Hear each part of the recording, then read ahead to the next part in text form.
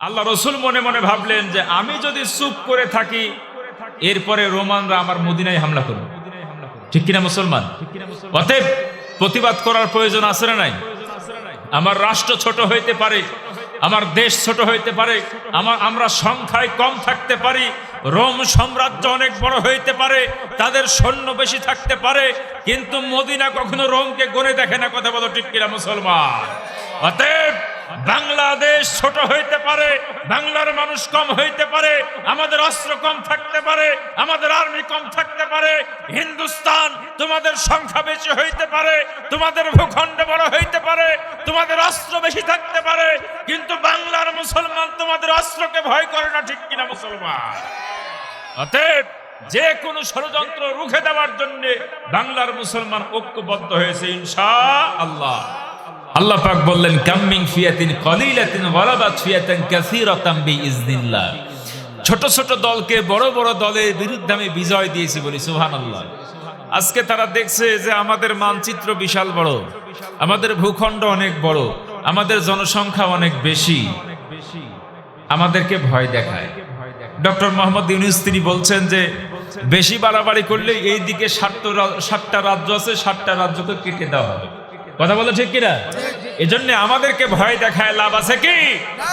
আজকে রাসূল পাক সাল্লাল্লাহু আলাইহি ওয়াসাল্লামের জীবন ইতিহাস থেকে আপনাদেরকে শোনাবো আল্লাহ রসুল বড় বড় দলের বিরুদ্ধে কিভাবে করে যুদ্ধ করেছে। সুবহানাল্লাহ বলেন। অতএব ভিনদেশী কোন কাফের বেঈমানের রক্তচক্ষুকে মুসলমান ভয় করতে পারে? আমরা তো বদরের হাতিয়ার, আমরা তো খন্দকের হাতিয়ার, আমরা তো ইয়ারমুকের যুদ্ধের হাতিয়ার। কথা বলো ঠিক কিনা মুসলমান? এজন্য মুসলমান যখন যুদ্ধের ময়দানে গিয়েছে আকাশ থেকে ফেরেশতা নাজিল হয়েছে না হয় নাই? নাজিল হয়েছে না হয় নাই? অতএব আমাদেরকে ভয় দেখায় লাভ আছে? বর্তমান সময়তে আমরা যে ক্লান্তি লগ্ন সময় পার করছি, হাজারো ষড়যন্ত্র দেশের ভিতরে আছে না নাই? হাজারো ষড়যন্ত্র চলছে দেশের ভিতরে। ভিনদেশী চক্রান্ত এই দেশটাকে গিলে খাওয়ার জন্য তারা চেষ্টা করছে। শকুনের বাচ্চা হয়েছে শকুন, ডাক দিয়ে বলে বাবা তুমি আমারে তো অনেক মাংস খাওয়াইছো, তোমার কাছে একটা আবদার, তুমি আমারে মানুষের মাংস খাওয়াও। তো শকুনের বাচ্চাকে মানুষের মাংস খাওয়ানোর জন্য শকুন পাখি উড়ে চলে গেল, গিয়ে পাইছে শূকরের মাংস। কিসের মাংস? শূকরের মাংস নিয়ে এসে শকুনের বাচ্চার মুখে তুলে দিস। এখন শকুনের বাচ্চা ডাক দিয়ে বলে বাবা আমি তোমার থেকে তো শূকরের মাংস চাই নাই, আমি চাইছি তোমার থেকে মানুষের মাংস। আচ্ছা ঠিক আছে, মানুষের মাংস তোমারে খাওয়াবো। আবার উড়ে চলে গেলেন, উড়ে চলে যাওয়ার পরে পাইছেন এবার গরুর মাংস। গরুর মাংস নিয়ে এসছে শকুনের বাচ্চার মুখে তুলে দিল। তিনি ডাক দিয়ে বললেন যে বাবা আমি তো তোমার থেকে গরুর মাংস চাই নাই, আমি চাইছি মানুষের মাংস। আচ্ছা ঠিক আছে, মানুষের মাংস খাওয়ানোর ব্যবস্থা তোমারে করা হচ্ছে। এই শূকরের মাংস নিয়ে গিয়ে শকুন একটা মসজিদের ছাদের উপরে ফেলে দিল, আর এইদিকে গরুর মাংস নিয়ে যে ফেললো মন্দিরের ছাদের। এখন মসজিদওয়ালারা ভাবে এই শূকরের মাংস মসজিদের ছাদের উপরে আসলে কি করে? নিশ্চয় ভেজাল আছে না নাই? তাহলে ওরা ফেলিস, ওরা মানে মন্দিরওয়ালারা। এখন মন্দিরওয়ালারা ভাবে ব্যাপার কি, মন্দিরের উপরে এই গরুর মাংস করতে গাইল, তাহলে নিশ্চয়ই কারা ফেলেছে? মুসলমান ফেলেছে। আর কোথায় যাও, শুরু হয়ে গেল মারামারি। কোন মারামারি? জায়গায় 10 জন একদম স্পট ডেড। আর মাংসের অভাব আছে? এবার ইচ্ছা মতো শকুন ছিঁড়িয়ে ছিঁড়িয়ে নিয়ে গিয়ে বাচ্চার মুখে দেয়। আমার মুসলমান ভাইরা, এই ভিনদেশী শকুনের ষড়যন্ত্র আমার দেশে আছে না নাই? কখনো তারা শিক্ষক লীগ সাজে, কখনো বা রিক্সা লীগ সাজে, কখনো বা শ্রমিক লীগ সাজে, কখনো বা আনসার লীগ সাজে। এবার কিছুদিন পূর্বে তারা দেখলেন হিন্দু লীগ। এবার যেই তাবলিগ সারাটা জীবন বলে ইকরামুল মুসলিমিন, ইকরামুল মুসলিমিন, এবার এই ভিনদেশী শকুনদের ষড়যন্ত্রে তাবলিগ জামাতের মাঠে এবার মানুষ শহীদ হয়েছে না হয় নাই মুসলমান?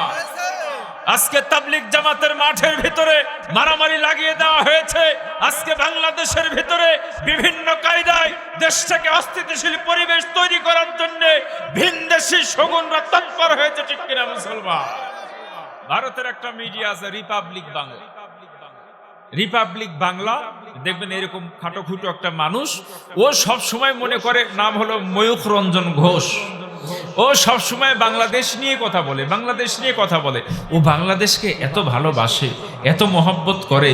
ডক্টর ইউনূস সাহেব দেশটারে শেষ করে ফেললো, আবার মাঝে মাঝে বলে বাংলাদেশ থাকবে না, থাকবে না বাংলাদেশ। এত বাংলাদেশের মহব্বত করে, ভালোবাসে। আমি ময়ূখ রঞ্জন ঘোষকে বলি, ভাই তুমি তো বাংলাদেশের মহব্বতকারী, ভালোবাসো, তুমি একটু বাংলাদেশের ভিতরে আসো, তোমাকে দাওয়াত দিলাম। কথা বলো ঠিক কিনা? ময়ূখ রঞ্জন ঘোষকে এই তাফসীরুল কুরআন মাহফিল থেকে সাম্প্রদায়িক দাঙ্গা না ছড়ায়া, বাংলাদেশের মানুষ আপনাকে ভালোবাসে, আপনিও বাংলাদেশকে ভালোবাসেন, আপনি একবার বাংলাদেশে আসুন, আপনার দাওয়াত রইল। সম্মানিত উপস্থিতি, তারা আমাদেরকে দুর্বল মনে করেছে। আমাদেরকে কি মনে করেছে? দুর্বল মনে করেছে। আল্লাহ পাক বললেন, কাম মিন ফিয়াতিন কলিলাতিন গালাবাত ফিয়াতান কাসীরাতান বিইজনিল্লাহ। ছোট ছোট দলকে বড় বড় দলের বিরুদ্ধে আমি বিজয় দিয়েছি বলি সুবহানাল্লাহ।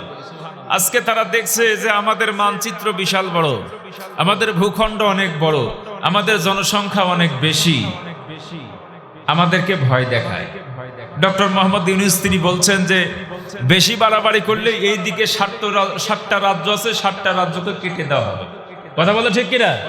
এজন্য আমাদেরকে ভয় দেখায় লাভ আছে কি? আজকে রাসূল পাক সাল্লাল্লাহু আলাইহি ওয়াসাল্লামের জীবন ইতিহাস থেকে আপনাদেরকে শোনাবো আল্লাহ রসুল বড় বড় দলের বিরুদ্ধে কিভাবে করে যুদ্ধ করেছে। সুবহানাল্লাহ বলেন। অতএব ভিনদেশী কোন কাফের বেঈমানের রক্তচক্ষুকে মুসলমান ভয় করতে পারে? আমরা তো বদরের হাতিয়ার, আমরা তো খন্দকের হাতিয়ার, আমরা তো ইয়ারমুকের যুদ্ধের হাতিয়ার। কথা বলো ঠিক কিনা মুসলমান? এজন্য মুসলমান যখন যুদ্ধের ময়দানে গিয়েছে, আকাশ থেকে ফেরেশতা নাজিল হয়েছে না হয় নাই? নাজিল হয়েছে না হয় নাই? অতএব আমাদেরকে ভয় দেখায় লাভ আছে? সম্মানিত উপস্থিতি, আসুন রাসূল পাক সাল্লাল্লাহু আলাইহি ওয়াসাল্লাম যখন দ্বীনের দাওয়াত দিতে শুরু করলেন, সত্য দলের পরিচয় আল্লাহ তুলে ধরলেন। দল যদি সত্য হয় আর যদি তাদের দাওয়াত নবীদের সাথে মিলে যায়, সূরাতুল আনফালের 30 নম্বর আয়াতের ভিতরে বললেন তাদের ভিতরে গুণ পাওয়া যাবে 3টা। জোরে বলেন কয় গুণ? 3টা গুণ পাওয়া যাবে। কি কি গুণ পাওয়া যাবে? আল্লাহ পাক রব্বুল ইজ্জাতি ওয়াল জালাল ডাক দিয়ে বললেন, ইয ইয়ামকুরু বিকাল্লাযিনা কাফারু, যাদের দাওয়াত নবীদের দাওয়াতের সাথে মিলে যায় তাদের 1 নাম্বার গুণ হবে তাদেরকে জালেমরা কারাগারে বন্দী করবে। সুবহানাল্লাহ বলেন।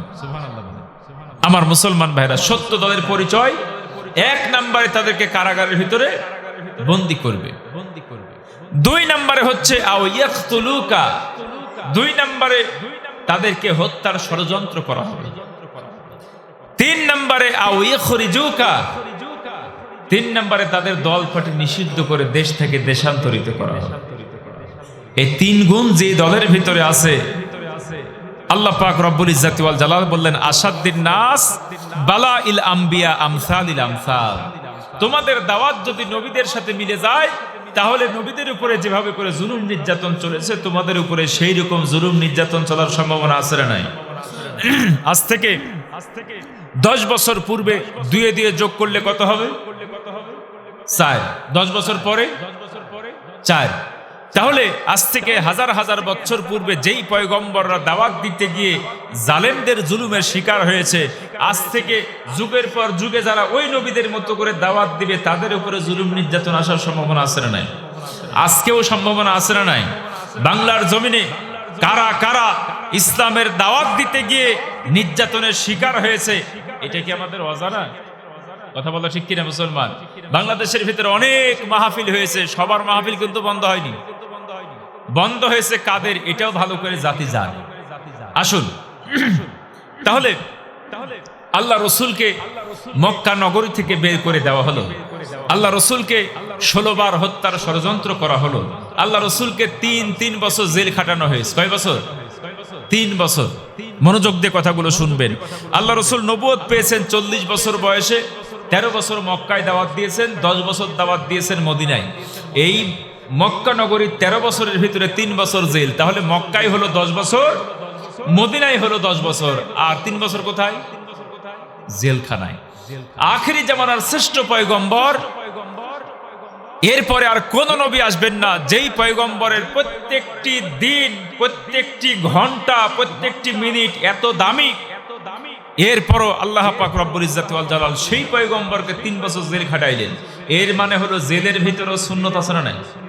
জেলের ভিতরে শিক্ষা আছে না নাই? ইসলামের দাওয়াত দিতে গিয়ে যুগে যুগে কালে কালে নবীদের সঙ্গে যাদের দাওয়াত মিলে যাবে তাদেরকেও জেলের ভিতরে ঢোকার সম্ভাবনা আছে না নাই? আমার মুসলমান ভাইরা, তাহলে দাওয়াত দিতে গিয়ে ইউসুফ পয়গম্বর 7 বছর জেল খাটলেন। এরপরে আল্লাহ রসুল 3 বছর জেল খাটলেন। জেল থেকে বের হলেন, নবীকে হত্যার ষড়যন্ত্র করা হলো হাজারো ভাব, 16 বার সরাসরি হত্যার ষড়যন্ত্র করলেন। আল্লাহ তাআলা বললেন, ইয়া আইয়ুহার রাসূল বাল্লিগ মা উনজিলা ইলাইকা মির রাব্বিক ওয়া ইল্লাম তাফআল ফামা বাল্লাগতা রিসালাতুহু ওয়াল্লাহু ইয়াসিমুকা মিনান নাস। আপনি যদি দ্বীনের দাওয়াত ঠিকঠাক মতো দেন, মানুষের হাজারো ষড়যন্ত্র থেকে আমি আল্লাহই আপনার হেফাজত করব। দাওয়াত দিতে গিয়ে কোনো কার্পণ্য করা যাবে না। আবু জেহেল বিশ্বনবীর জন্য গর্ত খনন করেছে, আল্লাহ রাসূলকে হত্যা করে ফেলল। জিবরিল আলাইহিস সালাতু ওয়াস সালাম গিয়ে পাখা বিছিয়ে দিয়েছে। সুবহানাল্লাহ বলেন। দাওয়াত দিতে গিয়ে যে আল্লাহ পাক তাদেরকে হেফাজত করেন। জিবরিল আমিন পাখা বিছিয়ে দিলেন, আল্লাহ রাসূল হেঁটে চলে গেলেন। সুবহানাল্লাহ বলেন। আর আবু জেহেল ভাবে ব্যাপার কি, পড়লো না কেন, পড়ে না কেন? ও দেখতে গিয়ে ও নিজে গর্ত পড়েছে। কথা বলো ঠিক কিনা মুসলমান? অতএব সতর্ক করতে চাই, বাংলার জমিনে যারা আয়না ঘর তৈরি করেছ, বাংলার জমিনে যারা মুমিনদেরকে, মুসলমানদেরকে নির্যাতন করার জন্য কারাগার তৈরি করেছ, অবিলম্বে তোমাদেরকে সে আয়না ঘরের ভিতরে বন্দী করা হবে, ঠিক কিনা? অবিলম্বে তোমাদেরকে সেই কাঠগড়ায় তোলা হবে, ঠিক কিনা মুসলমান? আল্লাহু ইয়াসিমুকা মিনান নাস। আল্লাহ পাক বললেন, মানুষের হাজারো ষড়যন্ত্র থেকে রাসূল আমি তোমার হেফাজত করব বলে। আল্লাহু আকবার। আমার মুসলমান ভাইরা, আল্লাহ রাসূল তাকে হত্যার ষড়যন্ত্র করলেন। 3 নম্বরে আও ইউখরিজুক, আল্লাহ রাসূলের দল পার্টি নিষিদ্ধ করে দিয়ে মক্কা থেকে বের করে দেওয়ার ষড়যন্ত্র। আল্লাহ পাক রব্বুল ইজ্জত ওয়াল জালাল তিনি বললেন, রাসূল মক্কা নগরী আপনার জন্য আর নিরাপদ নয়, আপনি বের হয়ে যান। আল্লাহ রাসূল বের হয়ে গেলেন। জহুফা নামক জায়গায় গিয়ে আল্লাহ রাসূল কান্নায় ভেঙে পড়লেন। সুবহানাল্লাহ। আল্লাহ রাসূল কান্নায় ভেঙে পড়লেন। আল্লাহ পাক রব্বুল ইজ্জত ওয়াল জালাল ডাক দিয়ে বললেন, নবী হে, আপনি কি মক্কা নগরীতে থাকতে চান? আপনি কি মক্কা নগরীতে থাকতে চান? আল্লাহ রাসূল বললেন, হ্যাঁ, মক্কা নগরী আমার পছন্দের জায়গা, জন্মভূমি। আল্লাহ পাক রব্বুল ইজ্জত ওয়াল জালাল ডাক দিয়ে বললেন, অতি তাড়াতাড়ি আপনাকে মক্কা নগরীতে ফিরে আনা হবে বলে। সুবহানাল্লাহ। সম্মানিত উপস্থিতি, যেই দিন আল্লাহ রাসূল বিদায় হয়ে যায় মক্কা নগরী থেকে, বিদায় হওয়ার পরে আল্লাহ পাক তাকে আগেই শুভ সংবাদ দিলেন, নবী হে, আমি আপনাকে অতি তাড়াতাড়ি মক্কা নগরীতে আবার ফিরিয়ে নিয়ে আসবো। কয় বছর লাগছিল? 8 বছর। জোরে বলেন, কয় বছর? 8 বছরের ভিতরে ফিরিয়ে নিয়ে এসেছেন। আল্লাহ রাসূল যখন মদিনায় গেলেন, মদিনায় যাওয়ার পরে হত্যার চক্রান্ত কি বন্ধ ছিল? বন্ধ নাই। আবার বদরের যুদ্ধ, এরপরে উহুদের যুদ্ধ, এরপরে খন্দকের যুদ্ধ। সম্মানিত উপস্থিতি, একের পর এক রাসূলকে হত্যার ষড়যন্ত্র ছিল নাকি ছিল না? 6ষ্ঠ হিজরি সনে, 6ষ্ঠ হিজরিতে আল্লাহ রাসূল স্বপ্নে দেখলেন নবীজি তিনি কাবা ঘর তওয়াফ করছেন। বলে আল্লাহু আকবার। কাবা ঘর যখন তওয়াফ করছেন, আহারে নিজের জন্মভূমি। সাহাবীদেরকে বললেন, সাহাবীরা আমি তো দেখি কাবা ঘর আমি তওয়াফ করি। সাহাবীরা বললেন, হুজুর আপনি যদি মক্কা নগরীতে যাইতে চান আমরা আপনাকে নিয়ে যাব। 1400 সাহাবী তৈরি হলেন। জোরে বলেন, কত শত? 1400 সাহাবী রওনা দিয়ে দিলেন উমরা করার জন্য। সম্মানিত উপস্থিতি, হুদাইবিয়া নামক জায়গাতে যাবার পরে ওমর রাদিয়াল্লাহু তাআলা আনহুকে ডাক দিয়ে বললেন, ওমর তুমি মক্কার অবস্থা একটু পর্যবেক্ষণ করে আসো। তাদেরকে মক্কার লিডার আবু সুফিয়ানকে গিয়ে বলো, আল্লাহ রাসূল মদিনা থেকে আসছেন কোনো প্রকার মারামারি করার জন্য নয়, যুদ্ধ বিগ্রহ করার জন্য নয়, আমরা শুধু উমরা করব, চলে যাব। ওমর ডাক দিয়ে বললেন, হুজুর আমার আপনি পাঠায়, আমি যদি যাই এটা ভেজাল হয়ে যাবে। কি হয়ে যাবে? ভেজাল হয়ে যাবে। অতএব কারে পাঠাবো? উসমান রাদিয়াল্লাহু তাআলা আনহুকে পাঠাবো। উসমান রাদিয়াল্লাহু তাআলা আনহু তিনি গেলেন। যাবার পরে কথা বললেন, মক্কার লিডার যারা ছিল তারা বললেন যে না, আমরা আব্দুল্লাহর পুত্র মুহাম্মদ সাল্লাল্লাহু আলাইহি সাল্লামকে মক্কা নগরীতে ঢুকতে দেব না, উসমানকে আটকায় রাখলাম। সম্মানিত উপস্থিতি, আর এই দিকে প্রচার হয়ে গেল উসমান রাদিয়াল্লাহু তাআলা আনহুকে হত্যা করা হয়েছে। সম্মানিত উপস্থিতি, আল্লাহ রাসূল এই ঘটনা শোনার পরে সাহাবীদেরকে একত্রিত করলেন একটা বাবলা গাছের কিনারে। জোরে বলেন কোথায়? বাবলা গাছের কিনারে একত্রিত করে তিনি হাত বাড়ায় দিলেন। ইন্নাল্লাযীনা ইউবাইউনাকা ইন্নামা ইউবাইউনুল্লাহ ইয়াদুল্লাহ ফাওকা আইদিহিম। বলে আল্লাহু আকবার। আল্লাহ রাসূল সাহাবাদেরকে ডাক দিয়ে বললেন, সাহাবীরা, মক্কা নগরীতে আমার উসমান রাদিয়াল্লাহু তাআলা আনহুকে হত্যা করা হয়েছে। বলে আল্লাহু আকবার। অতএব আজকে হুদাইবিয়ার এই বাবলা গাছের নিচে আমি তোমাদের থেকে বায়াত গ্রহণ করতে চাই। উসমান রাদিয়াল্লাহু তাআলা আনহুর হত্যার বদলা না নেওয়া পর্যন্ত আজকে এই মক্কা নগরী থেকে ফিরে যাব না ইনশাআল্লাহ। সাহাবীরা আর দেরি করলেন না, আল্লাহ রাসূলের হাতের উপরে হাত বাড়ায় দিলেন। বলে সুবহানাল্লাহ। হাত দিয়ে একজন সাহাবীর হত্যার বদলা নেওয়ার জন্য 1400 জন সাহাবী হাত দিয়ে বায়াত গ্রহণ করলে ততক্ষণ পর্যন্ত মদিনায় ফিরে যাব না, যতক্ষণ পর্যন্ত উসমান রাদিয়াল্লাহু তাআলা আনহুর রক্তের বদলা না নেওয়া হবে। কথা বলো ঠিক কিনা মুসলমান?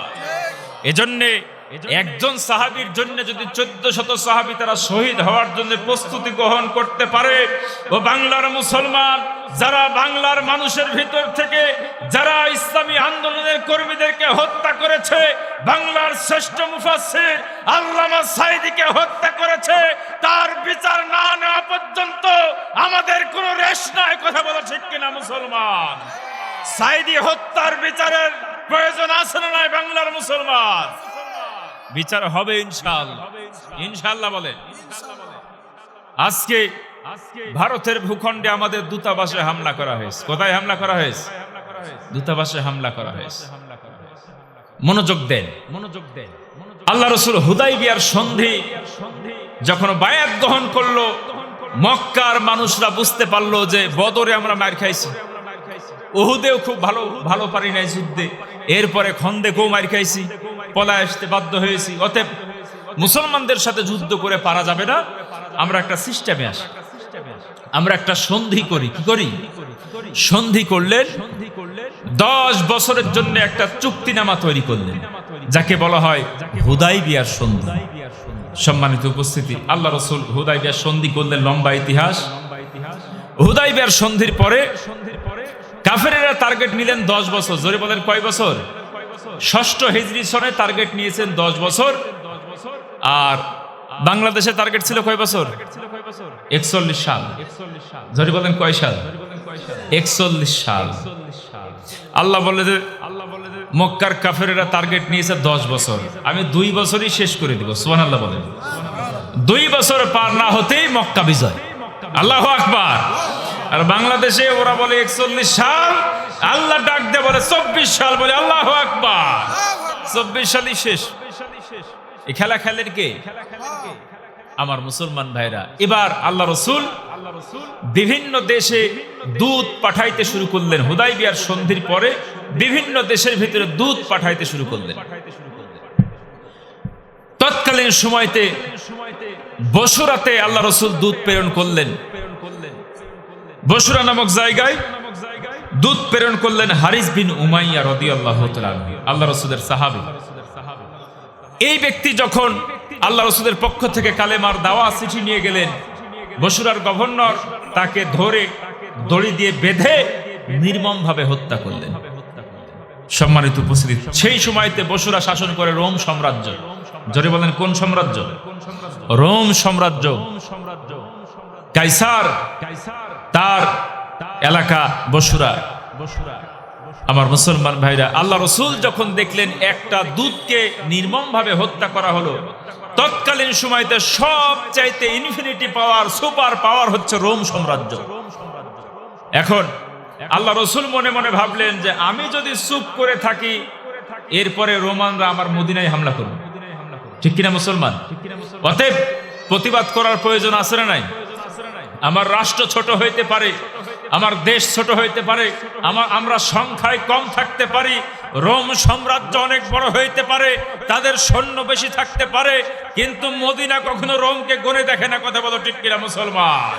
অতএব বাংলাদেশ ছোট হইতে পারে, বাংলার মানুষ কম হইতে পারে, আমাদের অস্ত্র কম থাকতে পারে, আমাদের আর্মি কম থাকতে পারে, হিন্দুস্তান তোমাদের সংখ্যা বেশি হইতে পারে, তোমাদের ভূখণ্ড বড় হইতে পারে, তোমাদের অস্ত্র বেশি থাকতে পারে, কিন্তু বাংলার মুসলমান তোমাদের অস্ত্রকে ভয় করে না। ঠিক কিনা মুসলমান? অতএব যে কোনো ষড়যন্ত্র রুখে দেওয়ার জন্য বাংলার মুসলমান ঐক্যবদ্ধ হয়েছে ইনশাআল্লাহ। তারা আমাদের ভিসা বন্ধ করেছে, আমাদেরকে ঢুকতে দিবে না, তারা আমাদেরকে না খাওয়ায় মারবে, পিএস দিবে, আলু দিবে না। এখন ওরা কান্না করে যে আমাদের এলাকাতে তো চিকিৎসা করার জন্য বাংলার মুসলমান না আসলে আমরা তো শেষ, আমরা তো না খেয়ে মরবো। এই দিক তাদের পিএস পচে যায়, তাদের আলু নষ্ট হয়ে যায়। সম্মানিত উপস্থিতি, হাতে যদি টাকা থাকে আমি যে কোনো দোকান থেকে কিনতে পারবো। কথা বলো ঠিক কিনা? আমার টাকা আছে, আমাকে কি ভারত ফ্রি দেয় নাকি? কথা বলো। আমি পাকিস্তান থেকে কিনবো, আমি চীন থেকে কিনবো, আমি যেখানে আমার সুবিধা হবে আমি সেখান থেকে কিনবো। তোমার দেশ থেকে কেন নিতে হবে? আমার টাকা আছে, আমি যেখানে সেখান থেকে কিনতে পারি। সম্মানিত উপস্থিতি, আমাদেরকে চোখ রাঙায় কোনো লাভ আছে? আমার মুসলমান ভাইয়েরা গভীর মনোযোগ। হারিস বিন উমাইয়াকে যখন হত্যা করা হলো, শহীদ করে দেওয়া হয়েছে, আল্লাহ রসুল ডাক দিয়ে বললেন, সাহাবীরা, রোমান সাম্রাজ্য বড় হইতে পারে, তাদের সৈন্য বেশি থাকতে পারে, তাদের ভূখণ্ড বড় হইতে পারে, আবার মদিনার দিকে তারা চোখ তুলেছে, আবার মুসলমানকে তারা নির্মম ভাবে হত্যা করেছে। একজন রাষ্ট্রের দূতকে হত্যা করা মানে সে রাষ্ট্রকে অপমান করা, অপদস্থ করা, যুদ্ধের শামিল। আমার মুসলমান ভাইরা, একজন রাষ্ট্রদূতকে হত্যা করা মানে আবহমান কাল থেকে, যুগের পর যুগ থেকে যদি রাষ্ট্রদূতকে হত্যা করা হয়, বুঝে নিতে হবে তারা যুদ্ধের ঘোষণা দিয়েছে। আমার মুসলমান ভাইরা, 1400 বছর পূর্বের ইতিহাস। আল্লাহর নবী রোমান সাম্রাজ্য যখন আল্লাহর রসুলের দূতকে হত্যা করলেন, সাহাবাদেরকে রেডি করলেন মুতার যুদ্ধ। জোরে বলেন, কিসের যুদ্ধ? রোমানদের বিরুদ্ধে। আল্লাহ রসুল 3000 সাহাবাদেরকে রেডি করলেন। কোন যুদ্ধে আল্লাহ রসুল 3000 সৈন্য রেডি করেন নাই, শুধুমাত্র খন্দক যুদ্ধ ছাড়া। খন্দকের যুদ্ধের পরীক্ষা খনন করেছেন 3000 সৈন্য দিয়ে। আমার মুসলমান ভাইরা, আল্লাহ রসুল 3000 সৈন্য তৈরি করলেন রোমানদের বিরুদ্ধে। নবী ডাকতে বললেন, সাহাবীরা, এই যুদ্ধের ময়দানে তোমাদের সেনাপতির দায়িত্ব পালন করবেন যায়েদ বিন হারেসা। যায়েদ বিন হারেসা যদি শহীদ হয়ে যায়, 2 নম্বরে সেনাপতির দায়িত্ব পালন করবেন জাফর বিন আবু তালিব। জাফর বিন আবু তালিব যদি শহীদ হয়ে যায়, এরপরে 3 নম্বরে তোমাদের সেনাপতির দায়িত্ব পালন করবেন আব্দুল্লাহ ইবনে রওহা। 3 জনকে সেনাপতির দায়িত্ব দেওয়া হলো। আল্লাহ রসুল রোমানদের বিরুদ্ধে প্রথম যুদ্ধ অভিযান শুরু করলেন 3000 সাহাবী দিয়ে। প্রত্যুত্তরে কাফের বেঈমানেরা, রোমান সৈন্যরা হচ্ছে 1 লাখ। জোরে বলেন, কয় লাখ? মুফাসসিরিন কিরাম ডাক দিয়ে বললেন, আরব ভূখণ্ড থেকে, জাজিরাতুল আরব থেকে তারা রোমানদেরকে সাহায্য করার জন্য আরো 1 লাখ তৈরি হয়েছেন। তাহলে হলো কয় লাখ? 2 লাখ সৈন্যের বিরুদ্ধে মুসলিম বাহিনী কয় হাজার? 3000 সৈন্য নিয়ে তৈরি হয়ে গেলেন, মুতার প্রান্তরে যাবেন। পথিমধ্যে একজন ইহুদি পাদ্রীর সঙ্গে দেখা হয়ে গেল। ইহুদি পণ্ডিত ডাক দিয়ে বললেন, তোমরা কোথায় যাও জানতে চাই। একজন ডাক দিয়ে বললেন, আমরা মুতার প্রান্তরে যুদ্ধ করতে যাই। ইহুদি পণ্ডিত ডাক দিয়ে বললেন, তোমাদের সেনাপতির নাম কি? তারা ডাক দিয়ে বললেন, যায়েদ বিন হারেসা। 2 নম্বরে জাফর বিন আবু তালিব, আরেকজন আছে। ইহুদি পণ্ডিত ডাক দিয়ে বললেন, অতীত যুগের কোন পয়গম্বর একই যুদ্ধের ময়দানে যদি একাধিক সেনাপতি নিয়োগ দেয়, তার মানে হলো তারা সেই যুদ্ধের ময়দান থেকে ফিরে আসবে না। ধরে নিতে হবে সেই যুদ্ধের ময়দানে তারা শহীদ হয়ে যাবে। অতএব তোমাদের পরিবার পরিজন, বিবিবাল বাচ্চা থেকে তোমরা বিদায় গ্রহণ করো, হয়তোবা এই যুদ্ধের ময়দান থেকে তোমরা আর ফিরে আসবে না। আমার মুসলমান ভাইরা, যায়েদ বিন হারেসা ডাকতে বললেন, আমার পালক বাবা মুহাম্মদ ইবনে আব্দুল্লাহ রাসূল পাক সাল্লাল্লাহু আলাইহি ওয়াসাল্লাম তিনি তোমার যুদ্ধের ময়দানে পাঠান, অতএব তার থেকে আমার বিদায় নেওয়ার কোনো প্রয়োজন নাই। আবার আম্মা জান আয়েশা সিদ্দিকা রাদিয়াল্লাহু তাআলা আনহা তিনি তো ঘরে বসে শুনেছেন, অতএব আমার তো আর বিদায় নেওয়ার কোনো প্রয়োজন নাই। আমার মুসলমান ভাইরা, জাফর বিন আবু তালিব তিনি প্রবেশ করলেন ঘরের ভিতরে। ঘরের ভিতরে প্রবেশ করার পরে স্ত্রীকে ডাকতে বললেন, প্রাণের স্ত্রী, মুতার ময়দানে আমাকে আল্লাহর রাসূল সেনাপতির দায়িত্ব দিয়েছেন, অতএব তুমি আমারে বিদায় দিয়ে দাও। স্ত্রী দুখানা হাত তুলে ধরলেন, ডাকতে বললেন, আল্লাহ আমার স্বামীরে তুমি গাজী বানায়া আমার ঘরে ফেরত দিয়ে দাও। জাফর বিন আবু তালিবের স্ত্রী দোয়া করলেন। জাফর বিন আবু তালিব তরবারির উল্টা পিঠ দিয়ে হাতের উপরে আঘাত লাগায় দিলেন, ডাকতে বললেন, বিবি রে, উল্টা দোয়া করো না, উল্টা দোয়া তোমার আল্লাহর দরবারে কবুল হবে না, কারণ আমার সামনেও একজন আছে, পেছনেও আরেকজন আছে, বলে সুবহানাল্লাহ। মুতার ময়দানে আমি নির্ঘাত শহীদ হয়ে যাব, অতএব আমাকে তুমি বিদায় দিয়ে দাও, হয়তো জীবনের মধ্যে আর কখনো দেখা হবে না। আমার মুসলমান ভাইরা, জাফর বিন আবু তালিব রওনা দিয়ে দিলেন, আর পেছন থেকে ছোট্ট ছোট্ট বাচ্চারা আব্বা আব্বা বলে চিৎকার করতে শুরু করলেন। জাফর বিন আবু তালিব একটা বারের জন্যও তিনি পেছনে ফিরে তাকালেন না, তিনি মুতার ময়দানে রওনা দিলেন। আমার মুসলমান ভাইরা, 3 নম্বরে আব্দুল্লাহ ইবনে রওহা, সেই রাত্রি ছিল তার বাসর সজ্জার রাত। নতুন বিবি ঘরের ভিতরে বাড়ির উঠানে দাঁড়িয়ে ডাকতে বললেন, বিবিরে, আমার রাসূল আমারে মুতার ময়দানে, মুতার যুদ্ধের ময়দানে আমার সেনাপতির দায়িত্ব দিয়েছেন, অতএব আমারে বিদায় দিয়ে দাও। আমার মুসলমান ভাইরা, স্ত্রী ডাকতে বললেন, স্বামী, জিন্দেগিতে আপনার চেহারা মোবারক দেখে নাই, নতুন বিবাহ হয়েছে, একটা বার যদি আপনি ঘরের ভিতরে প্রবেশ করেন, আমি আপনার প্রেম নিবেদন করব না। আব্দুল্লাহ ইবনে রওহা ডাকতে বললেন, স্ত্রী রে, ঘরের ভিতর আমি প্রবেশ করব না, আমি আল্লাহর জন্য, দ্বীনের জন্য, কোরআনের জন্য শহীদ হওয়ার জন্য প্রস্তুতি গ্রহণ করেছি। আমি যে আল্লাহর জন্য শহীদ হয়ে যাব, আল্লাহর জন্য নিজের জীবনকে বিলায়ে দিব, কাল হাসরের ময়দানে জান্নাতের সিঁড়ির ভিতরে তুমি যে আমার স্ত্রী, আমি তোমার স্বামী, তিনি পরিচয় করায় দিবে। ঘরের ভিতরে তিনি প্রবেশ করলেন না, রওনা দিলেন মুতার যুদ্ধে। 3 জন সেনাপতি 3000 সৈন্য নিয়ে মুতার ময়দানে উপস্থিত হয়ে গেলেন। আমার মুসলমান ভাইরা, 2 লক্ষ সৈন্যের বিরুদ্ধে যুদ্ধ, প্রচন্ড যুদ্ধ শুরু হয়ে গেল। যুদ্ধ করতে করতে এক পর্যায়ে যায়েদ বিন হারেসা তিনি শহীদ হয়ে গেলেন। এরপরে পতাকা আসলো, ঝান্ডা আসলো, জাফর বিন আবু তালিবের হাতে 2 নম্বর সেনাপতি। জাফর বিন আবু তালিব প্রচন্ড বেগে যুদ্ধ শুরু করলেন। যুদ্ধ করতে করতে রোমান সৈন্যরা জাফর বিন আবু তালিবের ডান হাতের ভিতরে কোপ লাগায় দেয়। ডান হাত জমিনের ভিতরে কেটে পড়ে গেল। জাফর বিন আবু তালিবের বাম হাতের ভিতরে কোপ লাগায় দেওয়া হলো, বাম হাত কেটে পড়ে গেল। আমার মুসলমান ভাইরা, ডান পা বাম পা কেটে পড়ে গেল জমিনের ভিতরে। এরপরে একটা রোমান সৈন্য এসে গর্দানের ভিতরে এত জোরে আঘাত করলেন, বডি একদিকে পড়ে আছে, 4 হাত পা চারিদিকে পড়ে আছে, আর শুধু মাথাটা একদিকে দূরে পড়ে আছে ছিটকে। আমার মুসলমান ভাইরা, জাফর বিন আবু তালিব ইসলামের পতাকা কাটা মাথা দিয়ে কামড়ায় ধরে উঁচা করে ধরে আছে। আল্লাহু আকবার। আবার মুসলমান ভাইরা, গভীর মনোযোগ। সাহাবীরা নিজের জীবন যতক্ষণ পর্যন্ত আছে, ততক্ষণ পর্যন্ত জীবনের শেষ রক্ত বিন্দু দিয়ে ইসলামের পতাকা উড্ডীন করার জন্য চেষ্টা করেছে না করে নাই? আমার মুসলমান ভাইরা, এরপরে 3 নম্বর সেনাপতি আব্দুল্লাহ ইবনে রওহা, তিনিও প্রচন্ড বেগে যুদ্ধ করতে করতে এক পর্যায়ে তিনিও শহীদ হয়ে গেলেন। এরপরে একজন সাহাবী ইসলামের ঝান্ডা ধরলেন, পতাকা বহন করলেন, আর ডাকতে বললেন। রাসূলের সাহাবীরা 3 জন সেনাপতি 3 জন শহীদ হয়ে গেল। অতএব 4th নাম্বার দায়িত্ব কে পালন করবে জানতে চাই। সমস্ত মুসলমান ডাকতে বলল, যার হাতে ঝান্ডা আছে সেই পালন করবে। তিনি বললেন, না না, এই ঝান্ডা আমি বহন করতে পারবো না। সমস্ত সাহাবীরা একত্রিত হয়ে ঝান্ডা তুলে দিলেন, যার হাতে ইসলামের বীর সৈনিক। আল্লাহ রাসূল যাকে সাইফুল্লাহ উপাধি দিয়েছেন বলে আল্লাহু আকবার।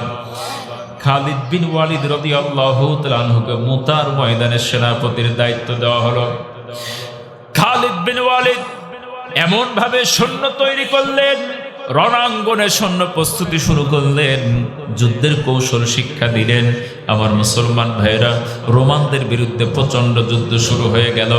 যুদ্ধ করতে করতে খালিদ বিন ওয়ালিদের হাতে তরবারি ভেঙে গেল, আরেকটা তরবারি টান দিয়ে তিনি যুদ্ধ শুরু করলেন।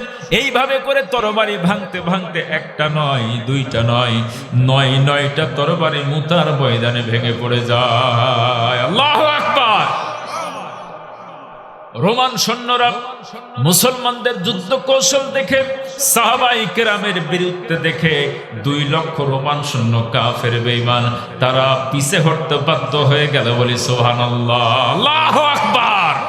অতএব গোটা বিশ্ব জানে মুসলমানদের সামনে মুতার ময়দানে আল্লাহ রাসূল একজনকে হত্যার বদলা নেওয়ার জন্য 2 লক্ষ সৈন্যের বিরুদ্ধে 3000 সাহাবীকে প্রেরণ করেছে। ঠিক কিনা মুসলমান?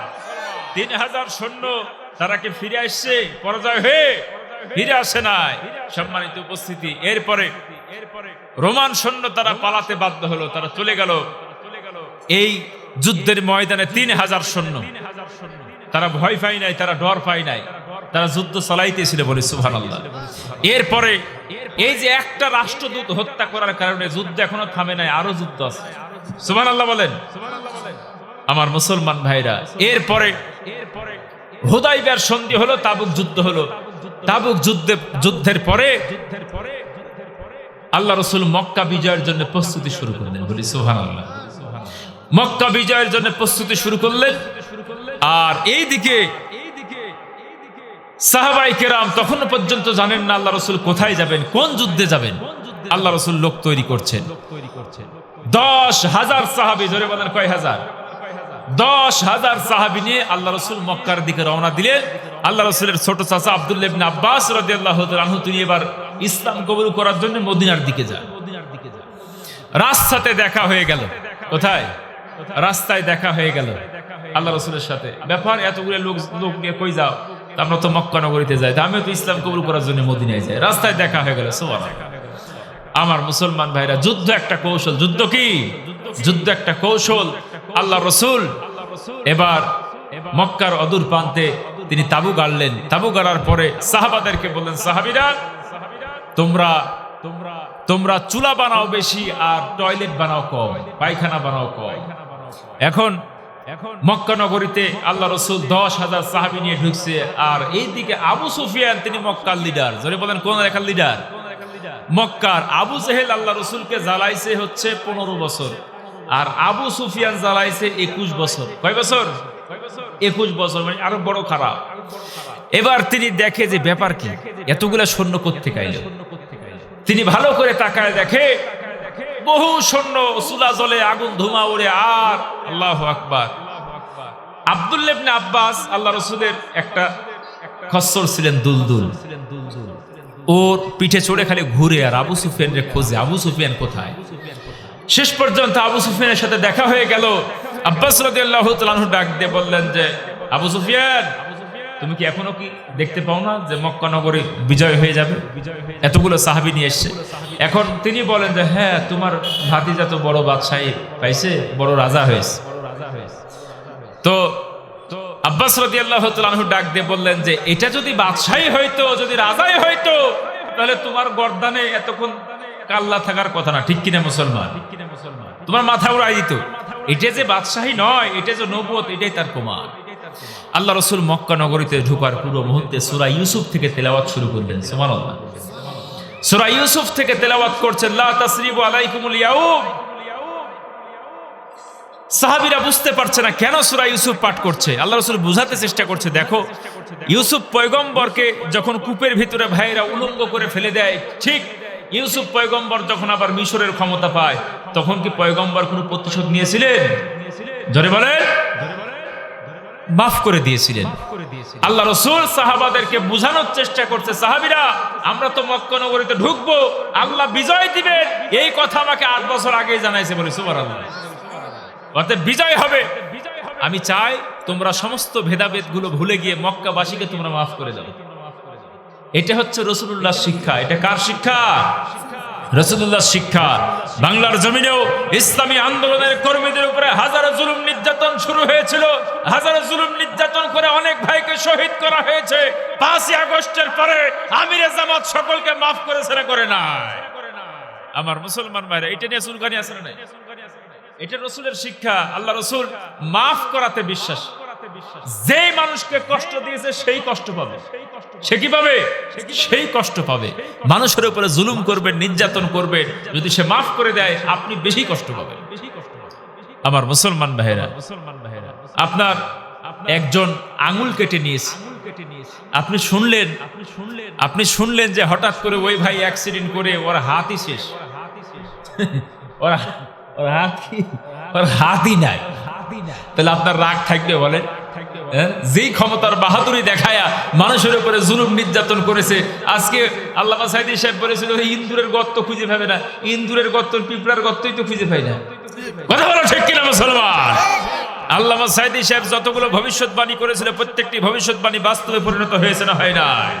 তিনি বলেছিলেন এমন একটা সময় আসবে বাংলার মানুষ একটু নাড়া দিবে, মামু বাড়ি দিল্লি গিয়ে পড়বে।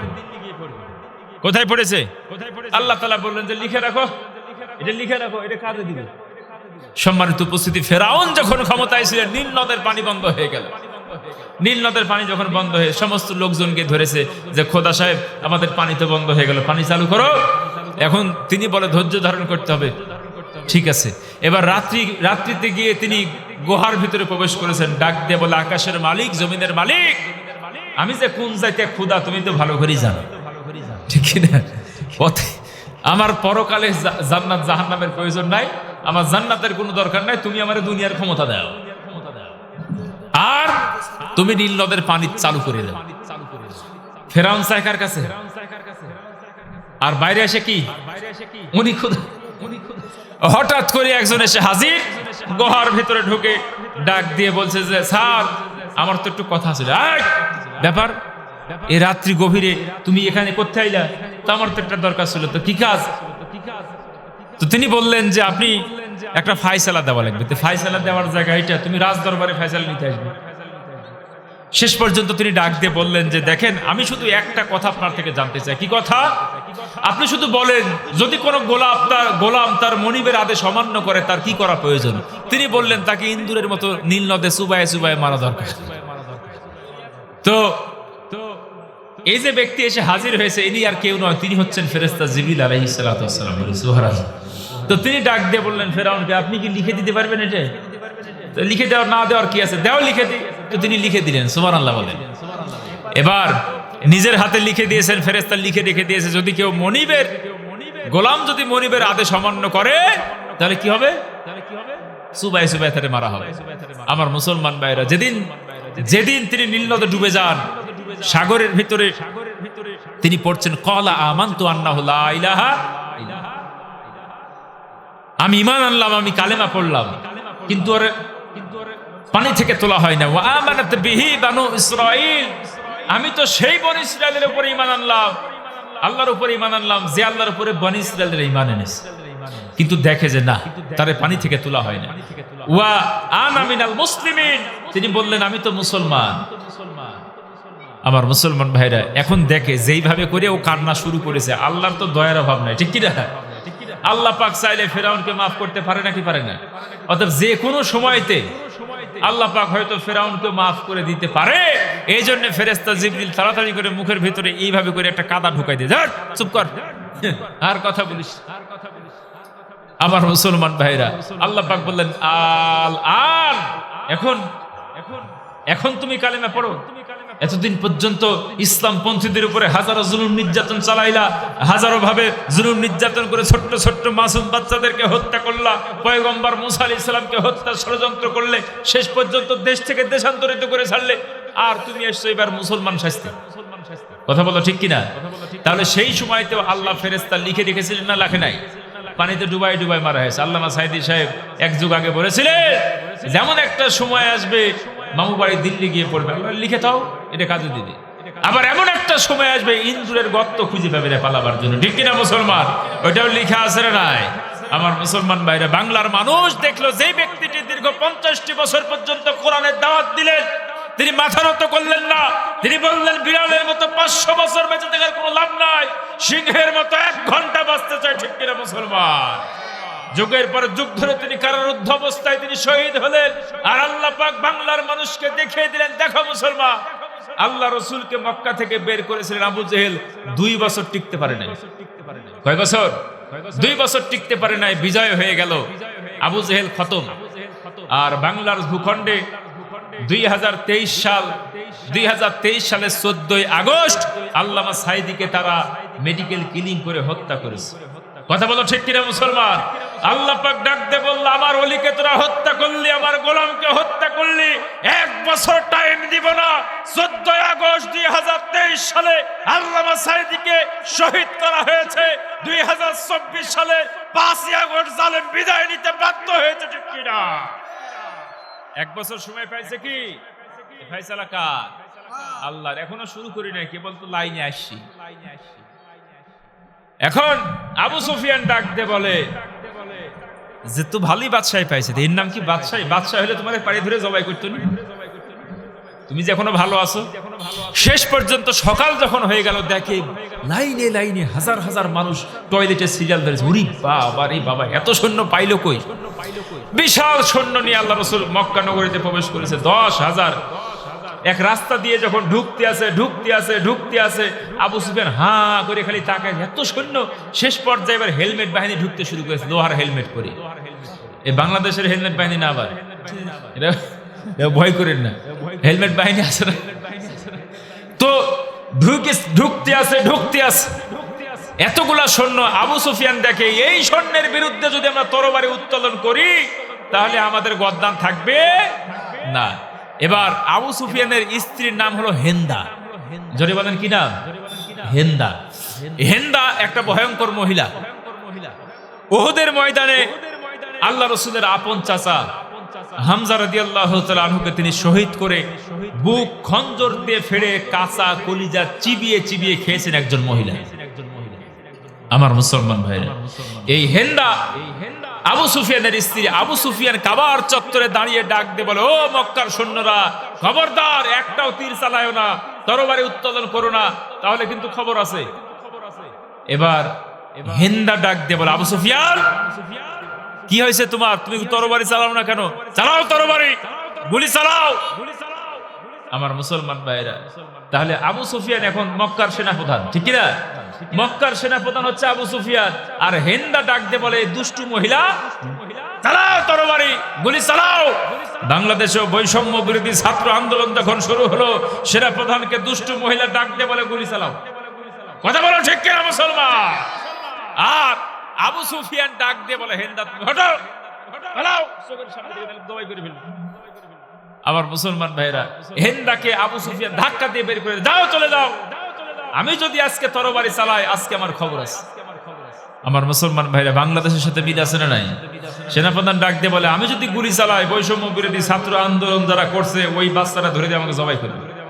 অতএব গুলি চালানো যাবে, তুমি গাট্টি বস্তা নিয়ে পালাও। আমার মুসলমান ভাইরা, শেষ পর্যন্ত মক্কা বিজয় হয়ে গেল, আবু সুফিয়ান সারেন্ডার করলেন, আর এই মহিলা পলায় চলে গেল। সুবহানাল্লাহ বলেন। এবার আবু সুফিয়ান কি করলেন? এইভাবে করে মুখে রুমাল বাঁধে ঘুরে, মুখের ভিতরে রুমাল দিয়ে এই ঘুরে বেড়ায়। আব্দুল্লাহ ইবনে আব্বাস রাদিয়াল্লাহু তাআলা আনহু ডাক দিয়ে বলেন, এই আনতা আবু সুফিয়ান? তিনি বললেন, ক্বালা নাম। তুমি মুখ জোরে ঘুরো কেন? মুখে তোমার কি হয়েছে? তো তিনি বলে যে, আমি তো মুখ জোরে ঘুরি কেন বুঝো না? আমাকে যদি ধরতে পারে, যে জ্বালান জ্বালাইছি 21 বছর। কয় বছর? 21 বছর শেষ করে ফেলবো। ওরা বলে, পালাবো না, কোন দিক যে পালায়। আমার মুসলমান ভাইরা, এরপরে আব্বাস রাদিয়াল্লাহু তাআলা আনহু ডাক দিয়ে বলে, তুমি কালেমা পড়ে মুসলমান হও না কেন? তো তিনি বলে, আমি তো কালেমা পড়ে মুসলমান হইতে চাই, কিন্তু আমার কালেমা লাই কি? ঠিক না? ওরা বলে কাছে এসে, ভাই আমরা তো দল পরিবর্তন করতে চাই। এখন কোন দলে নিবে ওরে কেউ লাই না, কথা বলে। আব্দুল্লাহ ইবনে আব্বাস ডাক দিয়ে বলে, তুমি দল পরিবর্তন করো না কেন, কালেমা পড়ো। উনি বলে যে আমার কালেমা লাইকে। শেষ পর্যন্ত আব্দুল্লাহ ইবনে আব্বাস ডাক দিয়ে বলে, তুমি আমার সাথে আল্লাহ রাসূলের কাছে চলো, আমি ব্যবস্থা করে দিচ্ছি। তবে সত্য একটা, মুখ খোলা যাবে না। মুখ যদি খোলো আর যদি উমরের সামনে পড়েছো তাহলে তোমারে জবাই করবে। কি করবে? জবাই করবে। অতএব মুখ খোলা যাবে না। আল্লাহ রাসূলের কাছে নিয়ে গেলে, নিয়ে যাওয়ার পরে ডাক দিলেন, হুজুর এ তো আবু সুফিয়ান। আবু সুফিয়ান কে? আল্লাহ রাসূলের শ্বশুর, আপন শ্বশুর, উম্মে হাবিবার বাবা। শ্বশুর আসছে জামাইয়ের কাছে। শেষ পর্যন্ত আল্লাহ রাসূল তাকে মাফ করলেন, তিনিও কালেমা পড়ে মুসলমান হলেন। আমার মুসলমান ভাইরা, মক্কা বিজয় হয়ে গেল। সুবহানাল্লাহ বলবেন না? মক্কা বিজয়ের পরে আহারে এতগুলা মূর্তি তারা বানাইছে, হ্যাঁ এতগুলা মূর্তি বানাইছে। কাবার ভেতরে হামদাইছে 360টা মূর্তি। কয়টা মূর্তি? তাহলে কাবার ভিতরে যদি থাকে 360টা, রাস্তার মুড়ে মুড়ে আরো কয়টা? বলেন বলেন। আল্লাহু আকবার। আমরা ভাবেছিলাম আল্লাহ এই মূর্তির হাত থেকে বুঝি আমরা রেহাই পাবো না। এতগুলো মূর্তি ভাঙবে কে? কে ভাঙতে পারবে? আর মক্কা বিজয় হয়ে গেল। আল্লাহ রাসূল বলেন, জাল হক ওয়া যাহাকাল বাতিল ইন্নাল বাতিলা কানা যাহুকা। বলে আল্লাহু আকবার। 16টা বছর পর্যন্ত তারা মূর্তি তৈরি করেছিল, রাস্তার মুড়ে মুড়ে, পথে ঘাটে। বাংলার মুসলমান 16 ঘন্টায় ভেঙে চড়ে টুকরা টুকরা করে শেষ করে দিয়েছে, ঠিক কিনা মুসলমান? অতএব মক্কা বিজয়ের সাথে মিল আছে না নাই? মক্কার 360টা কাবার ভিতর থেকে মূর্তি বাই করতে বেশি সময় লাগেনি, বাংলাদেশ পরিষ্কার করতে বেশি সময় লাগে না। এই বিজয় দেয় কে? অতএব আমি দাওয়াত দেই, উদাত্ত আহ্বান জানাই, ইসলামের বিজয় হবে, ইসলামের বিজয় হবে ইনশাআল্লাহ। ইউরিদুনা লিউতফিউ নূরাল্লাহি বিআফওয়াহিহিম আল্লাহু মুতিম্মু নূরিহি ওয়ালাউ কারিহাল কাফিরুন। কাফিররা চেয়েছিল মক্কা নগরী থেকে বেলাল, খাব্বাব, সুমাইয়াকে হত্যা করে বুঝি ইসলামকে নিভিয়ে দেবে, নির্যাতন করে বুঝি ইসলামের বাতিকে নিভিয়ে দেবে। শুধু তাই নয়, মক্কার সবুজ ভূখণ্ড থেকে ইসলাম নামক এই টিমটিম করা ছোট্ট একটি বাতি জ্বলতে জ্বলতে গোটা পৃথিবীর অর্ধেকটা শাসন করেছে, বলে আল্লাহু আকবার। অতএব তারা চেয়েছিল নিভিয়ে দিতে, আর এটা আরো বেশি যারাই দিলেন, তিনার নাম কি? আল্লাহ। আমার মুসলমান ভাইরা, এরপরে মক্কা বিজয় হলো। মক্কা বিজয় হওয়ার পরে ওই যে মুতার ময়দানে, মনে আছে না নাই, রোমানরা একটা ঘা খাইছে। বিশ্বের ইনফিনিটি পাওয়ার, শক্তিশালী রাষ্ট্র রোম, তাদের অনেক সেনাবাহিনী, তারা একটা ঘা খাইছে মুতার ময়দানে। এবার প্রতিশোধ নেওয়ার পালা। কিসের পালা? প্রতিশোধ নিবে, মদিনা নামক রাষ্ট্রের উপরে আক্রমণ করবে। এখন তৎকালীন সময়তে আমার মুসলমান ভাইরা, আবু আমের আর রাহেব নামে একজন ব্যক্তি ছিলেন, মুনাফিক। তিনি গিয়ে রোমের বাদশার কাছে গিয়ে বারবার খালি বলে, হেরাক্লিয়াসের কাছে গিয়ে বলে যে আপনারা যদি যুদ্ধ করতে যান, 9ম হিজরি সনে, 8ম হিজরি সনে মক্কা বিজয় হয়, 9ম হিজরি সনে। তিনি খালি গিয়ে বলেন যে আপনারা যদি যুদ্ধ করতে যান, আমরা আপনাদেরকে সাপোর্ট করব, আমরা আপনাদেরকে সৈন্য দিব, আপনি তৈরি হন, প্রস্তুতি গ্রহণ করেন। মুনাফিকরা সবসময় ইসলামের ক্ষতি করেছে যুগে যুগে, কথা বলো ঠিক কিনা মুসলমান? মুনাফিক আমাদের ভিতরে আছে না নাই? আছে মুনাফিক। মুনাফিক কোথায় পাওয়া যায়? বেনামাজের ভিতরে না নামাজের ভিতরে? নামাজের ভিতরে। 9ম হিজরি সনে এই রোমানরা আবার তৈরি হলো। রোমানরা আবার তৈরি হলো। ওই যে একজন রাষ্ট্রদূতকে হত্যা করেছিল, মনে আছে না নাই? একজন রাষ্ট্রদূতকে হত্যা করার কারণে আল্লাহর রাসূল প্রতি উত্তরে 3000 সৈন্য দিয়ে একটা বাড়ি দিয়েছেন মুতার ময়দানে।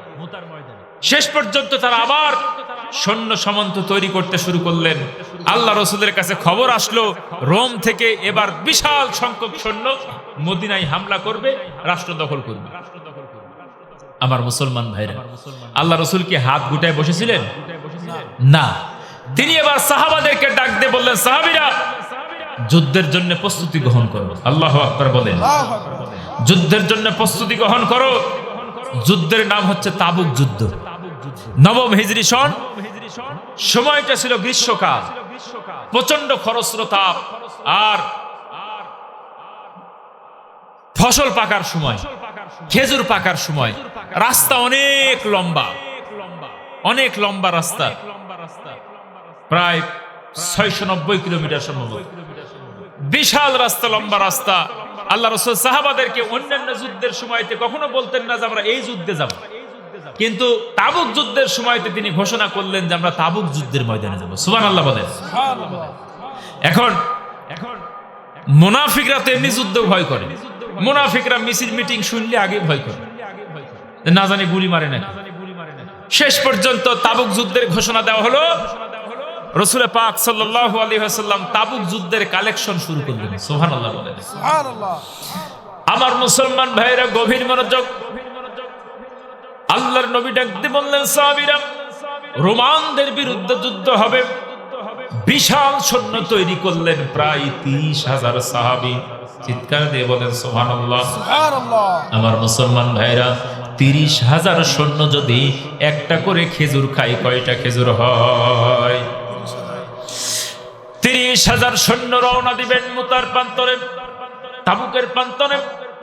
আর মুনাফিকরা মনে মনে ভাবে এই যুদ্ধের ময়দানে যেইভাবে হোক যাওয়া যাবে না, পরিবেশ পরিস্থিতি বেশি ভালো না, কারণ রোমানদের সাথে যুদ্ধ হবে, এই যুদ্ধের ময়দানে নিশ্চয়ই পরাজিত হবে আল্লাহ রাসূলের সাহাবীরা, অতএব আমরা যুদ্ধের ময়দানে যাব না। মুনাফিকরা চালাকি শুরু করলেন। আল্লাহর নবী সাহাবাদেরকে ডাক দিয়ে বললেন, সাহাবীরা, তাবুক যুদ্ধের জন্য কালেকশন শুরু করা হলো, যুদ্ধের ফান্ড তৈরি করা হলো, সকলে যার কাছে যা আছে তোমরা দান করতে শুরু করো, কারণ 30,000 সাহাবীর জন্য ঘোড়ার প্রয়োজন আছে না নাই, উটের প্রয়োজন আছে না নাই, খানা দানার প্রয়োজন আছে, অতএব তোমাদের কাছে যা আছে সবাই আল্লাহর রাস্তায় দান করতে শুরু করো।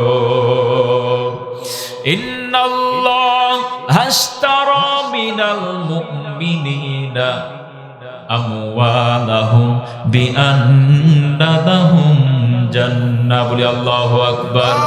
আল্লাহ রাসূলকে ডাক দিয়ে বললেন, নবীজি, মুমিনদের জান এবং মাল আমি কিনে নিয়েছি কিসের বিনিময়ে? জান্নাতের বিনিময়ে। অতএব তাবুকের যুদ্ধের জন্য যার কাছে যা আছে সবাই দান করতে শুরু করো। আমার মুসলমান ভাইরা, হযরত ওমর রাদিয়াল্লাহু তাআলা আনহু তিনি দান করলেন তার সম্পদের অর্ধেক। জোরে বলেন কতটুকু? অর্ধেক সম্পদ দান করলেন। আল্লাহ রাসূলের সাহাবী ওসমান রাদিয়াল্লাহু তাআলা আনহু 900 উট দান করলেন, হাওদা সহ, উটের হাওদার উপরে যতগুলো মাল ছিল সমস্ত মাল দান করে দিলেন। আমার মুসলমান ভাইরা, শুধু তাই নয়, 100টি ঘোড়া দান করে দিলেন। বলি সুবহানাল্লাহ। আর ওসমান রাদিয়াল্লাহু তাআলা আনহু 5.5 কেজি স্বর্ণ মুদ্রা তাবুকের যুদ্ধের জন্য দান করলেন। 5.5 কেজি স্বর্ণ মুদ্রা, প্রায় তৎকালীন সময়তে 1000 স্বর্ণ মুদ্রা তিনি দান করলেন। আরো দান করলেন 29 কেজি রূপের মুদ্রা। বলি সুবহানাল্লাহ। আল্লাহ রাসূলের সাহাবীরা সবাই দান করতে শুরু করলেন আল্লাহর জন্য, যুদ্ধের জন্য, দ্বীনকে প্রতিষ্ঠা করার জন্য। আমার মুসলমান ভাইরা, সমস্ত সাহাবীরা দান করলেন। মহিলারা নাকের ফুল, কানের দুল, সোনা দানা, যার কাছে যা কিছু আছে সব কিছু দান করলেন। আমার মুসলমান ভাইরা, ওসমান রাদিয়াল্লাহু তাআলা আনহু যখন 5.5 কেজি স্বর্ণ মুদ্রা নিয়ে এসে আল্লাহ রাসূলের কাছে জমা দিয়ে দিলেন, নবী আমার হাতটা ঢুকায় দিলেন। হাত ঢুকাই দিয়ে এইভাবে করে তোলেন আর নাড়েন, আর ডাক দিয়ে বলেন, ওসমান, আজকের পর থেকে আল্লাহ তাআলা ঘোষণা দিয়েছে, জিন্দেগিতে ওসমানের উপরে আল্লাহর নবী রাগান্বিত, আল্লাহ পাক রাগান্বিত হবে না। বলি সুবহানাল্লাহ। যুদ্ধের নাম কি বললাম? তাবুক যুদ্ধ। কোন যুদ্ধ? তাবুক যুদ্ধ। আমার মুসলমান ভাইরা গভীর মনোযোগ। তাবুক যুদ্ধের দামামা বেজে গেল। 30,000 সৈন্য নিয়ে রওনা দিলেন তাবুকের প্রান্তরে। আল্লাহর নবী সাহাবাদেরকে তৈরি করলেন, সাহাবীরা রওনা দিয়ে দিলেন। আমার মুসলমান ভাইরা, আর মুনাফিক যারা ছিল তারা গড়িমসি করে আল্লাহ রাসূলকে ডাক দিয়ে বলে, নবী হে, আমার তো এই সময় আমার কন্যার বিবাহ, আমার তো গাছে খেজুর পেকে আছে, আমার তো ফসল পেকে আছে, অতএব আমার একে রুখসুত দেওয়া যায়। আমার মুসলমান ভাইরা, এইভাবে করে মুনাফিকরা তারা যুদ্ধের ময়দানে যাইতে চায় না। হাজারো অজুহাত আছে না নাই? ভাই আমার, একটু ইসলামী দল করেন, ইসলামী দলের জন্য টাকা পয়সা ব্যয় করেন। ও বলে, ভাই টাকা দেন জানেন, কিন্তু নামটা লিখেন না, এরকম লোক আছে না নাই? আমার মুসলমান ভাইরা গভীর মনোযোগ। 3 জন সাহাবী মুমিন ব্যক্তি, বদরি সাহাবী, হঠাৎ করে তারা গড়িমসি শুরু করলেন।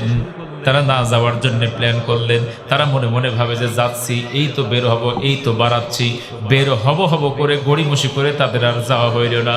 যুদ্ধের ময়দানে আল্লাহর রাসূলের সাহাবীরা রওনা দিয়ে দেয়। কাব ইবনে মালিক রাদিয়াল্লাহু তাআলা আনহু, হেলাল ইবনে উমাইয়া রাদিয়াল্লাহু তাআলা আনহু, মেরারা ইবনে রাবিয়া রাদিয়াল্লাহু তাআলা আনহু, তিনজন মুমিন সাহাবী, আল্লাহর নবীর সাহাবী, তারা যুদ্ধের ময়দানে যাওয়া থেকে বিরত হয়ে গেল। আমার মুসলমান ভাইরা, যুদ্ধের ময়দানে তারা গেল না। এইভাবে করে আল্লাহর রাসূল যুদ্ধের ময়দানে চলে গেলেন, আর এরা গড়িমসি করে মদিনার জমিনে থেকে গেলেন।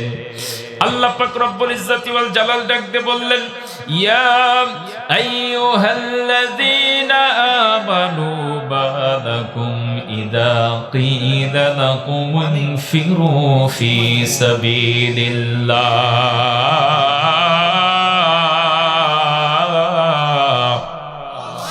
আল্লাহ পাক ডাক দিয়ে বললেন, হে ঈমানদারেরা, তোমাদের কি হলো? যখন কোরআন বাস্তবায়ন করার জন্য, আল্লাহর দ্বীন জমিনের ভিতরে বাস্তবায়ন করার জন্য তোমাদেরকে ডাকা হয়, তোমরা কেন জানি জমিনকে তোমরা আঁকড়ায় ধরো। ঠিক কিনা মুসলমান?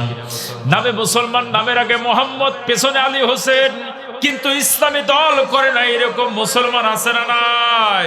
যারা চান্দাবাজি করে, যারা ধান্দাবাজি করে, যারা টেন্ডারবাজি করে, যারা চুরি করে, ডাকাতি করে, তাদের দলে দলভুক্ত হয়ে যায়। ঠিক কিনা মুসলমান? আল্লাহ পাক রব্বুল ইজ্জতি ওয়াল জালাল কোরআনের ভিতরে আয়াত দিয়েছেন, ওয়াসারিকু ওয়াসারিকাতু ফাকতাউ আইদিয়াহুমা। তোমাদের সমাজের ভিতরে, তোমাদের রাষ্ট্রের ভিতরে যদি কোনো চোর ধরা পড়ে, যদি মানুষের সম্পদ আত্মসাৎ করে, চুরি করে, তাহলে তার হাত কাটার প্রয়োজন আছে না নাই? কোরআনের ভিতরে আয়াত আছে না নাই? আর যদি ডাকাতি করে, ডান হাত কেটে নিতে হবে, বাম পা কেটে ফেলতে হবে। আর যদি জেনা করে, ধর্ষণ করে, তার জন্য বেত্রাঘাত আছে না নাই? বিবাহিত মানুষ যদি জেনা করে, তার জন্য অর্ধেকটা মাটির নিচে পুঁতে ফেলে তারে হত্যা করার বিধান আছে না নাই? আমার মুসলমান ভাইয়েরা,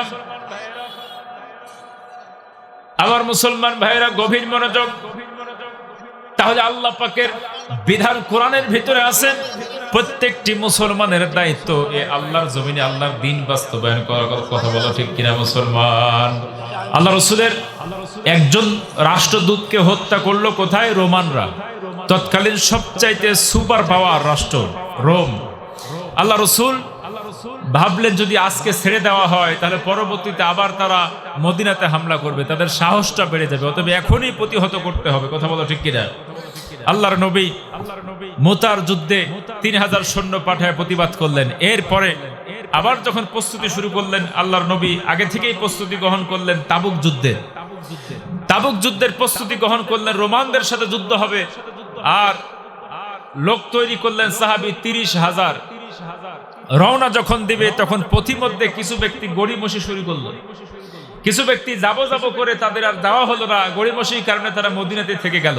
আমার মুসলমান ভাইরা, অতএব যদি বাংলার সবুজ ভূখণ্ড থেকে যারা আমাদের রাষ্ট্রদূতকে হামলা করেছে, যারা আমাদের হাই কমিশনার অফিসকে হামলা করেছে, ভাঙচুর করেছে, যদি বাংলার সবুজ ভূখণ্ড থেকে কখনো ডাক আসে, গজওয়াতুল হিন্দ, হিন্দুস্তানের বিরুদ্ধে তোমাদেরকে লড়াই করতে হবে, সংগ্রাম করতে হবে। ও মুসলমান ভাইরা, রোমানদের বিরুদ্ধে যখন আল্লাহর রাসূল ডাক দিল, যারা যায় নাই তাদের নাম মুনাফিকের খাতায় উঠেছে। কথা বলো ঠিক কিনা? অতএব বাংলাদেশ থেকে যদি ডাক আসে হিন্দুস্তানের বিরুদ্ধে লড়াই করার, এই সংগ্রামে যারা ঐক্যবদ্ধভাবে, স্বতঃস্ফূর্তভাবে অংশগ্রহণ করবে না, তাদের নামে উঠবে মুনাফিকের খাতায়। ঠিক কিনা মুসলমান? অতএব আমরা কি মুনাফিক হইতে চাই? আমরা ইসলামী আন্দোলনের কর্মী, যারা ইসলামপন্থী, তাদের সঙ্গে থাকতে চাই ইনশাআল্লাহ।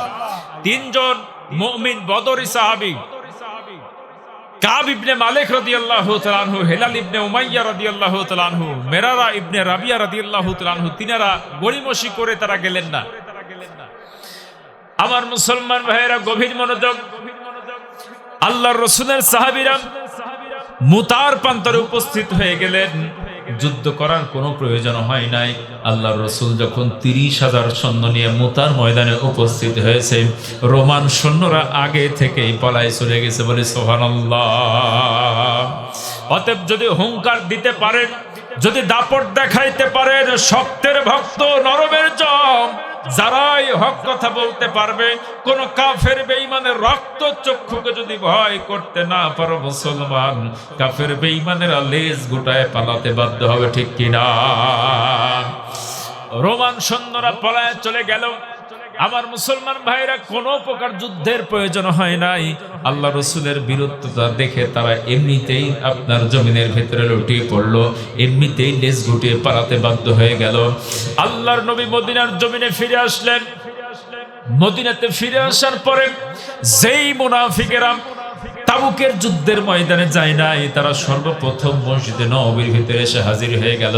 ডাক দিয়ে বললেন, ইয়া রাসূলুল্লাহ, ইয়া হাবিবাল্লাহ, আমরা তো যুদ্ধের ময়দানে যাইতে চাই, কিন্তু আমার মেয়ের বিবাহ, আমার ফসল পেকেছে, এই জন্য যুদ্ধের ময়দানে যাওয়া হয় নাই। ইয়া রাসূলুল্লাহ, ইয়া হাবিবাল্লাহ, আপনি আমাদের মাফ করে দেন। আল্লাহ পাক রব্বুল ইজ্জাতি ওয়াল জালাল মুনাফিক সম্পর্কে কোরআনের আয়াত নাযিল করেছে, বলে সুবহানাল্লাহ। মুনাফিকরা গড়িমসি করবে।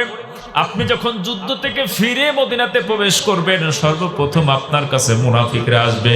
আমার মুসলমান ভাইরা, এই যে কাব ইবনে মালিক রাদিয়াল্লাহু তাআলা আনহু, হেলাল ইবনে উমাইয়া, মিরারা ইবনে রাবিয়া রাদিয়াল্লাহু তাআলা আনহু, তিনজন আল্লাহ রাসূলের সাহাবী, বদরের সাহাবী, তারা মনে মনে ভাবলেন, আমরা যদি মিথ্যা কথা বলি আল্লাহর রাসূলের সামনে গিয়ে, তাহলে তো ধরা পড়ে যাব। কোরআনের আয়াত নাযিল করে আমাদের চরিত্র প্রকাশ করে দেবে। ওদের দেরি করা যাবে না। তাড়াতাড়ি করে কাব ইবনে মালিক রাদিয়াল্লাহু তাআলা আনহু আল্লাহর রাসূলের কাছে গিয়ে হাজির হয়ে গেলেন। নবীকে ডাক দিয়ে বললেন, নবীজি, তাবুকের ময়দানে যুদ্ধ করতে যাব, এই তো বের হচ্ছি করে গড়িমসি করে যাওয়া হয় নাই, অতএব আপনি আমারে মাফ করে দেন। আমার মুসলমান ভাইরা, আল্লাহর নবী যুদ্ধের ময়দানে না যাওয়ার কারণে সাথে সাথে সাহাবায়ে কেরামদেরকে আদেশ দিয়ে দিলেন, আজ থেকে এই ৩ সাহাবীর সঙ্গে কেউ কথা বলবে না, তাদের সঙ্গে সম্পর্ক ছিন্ন বন্ধ করে দাও, সম্পর্ক কথাবার্তা টোটালি বন্ধ করে দাও, সব কিছু থেকে তাদেরকে আলাদা করে দাও, সেপারেট করে দাও। আমার মুসলমান ভাইরা, হেলাল ইবনে উমাইয়া তিনি ছিলেন বৃদ্ধ মানুষ, তিনি তেমন ঘর থেকে বের হতেন না। কাব ইবনে মালিক রাদিয়াল্লাহু তাআলা আনহু তিনি ছিলেন যুবক মানুষ, তিনি মাঝে মাঝে মসজিদে নববীতে আগমন করতেন, আল্লাহর রসুলের সামনে আসতেন, রসুলের চোখের সামনে ঘোরাফেরা করতেন, কখন জানি রসুল আমার সঙ্গে কথা বলবে, কিন্তু আল্লাহর রসুল তার সঙ্গে কথা বলতেন না, আল্লাহর রসুল তার দিকে ঘুরেও তাকাতেন না। আমার মুসলমান ভাইরা, তাহলে যুদ্ধের ময়দানে না যাওয়ার কারণে আল্লাহর রসুল তাদেরকে পানিশমেন্ট দিয়েছে না দেয় নাই? বদরের ময়দানে যুদ্ধ করেছে আল্লাহ রসুলের জলিলুল কদর সাহাবী, এরপর নবী তাদেরকে ক্ষমা করেন নাই।